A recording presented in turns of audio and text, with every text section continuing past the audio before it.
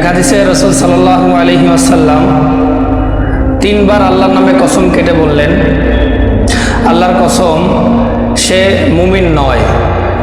জিজ্ঞেস করা হলো, হে আল্লাহ রাসূল, কে সেই ব্যক্তি? তিনি বললেন, যার প্রতিবেশী তার অন্যায় বা ক্ষতিকর আচরণ থেকে নিরাপদ থাকে না। অন্যত্র রাসূল ইরশাদ করেছেন, যে ব্যক্তি আল্লাহ ও পরকালের প্রতি ঈমান রাখে সে যেন তার প্রতিবেশীকে কষ্ট না দেয়।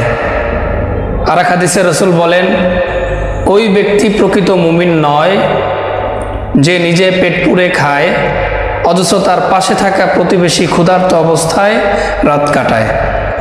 শুধু তাই নয়, রাসূল এটাও বলেছেন, যখন তুমি তরকারি রান্না করবে তখন তাতে একটু ঝোল বাড়িয়ে দিও, অতঃপর তোমার প্রতিবেশীর খোঁজ খবর নিয়ে সেখান থেকে উত্তম নিয়মে কিছু অংশ তাদের ঘরে পৌঁছে দিও।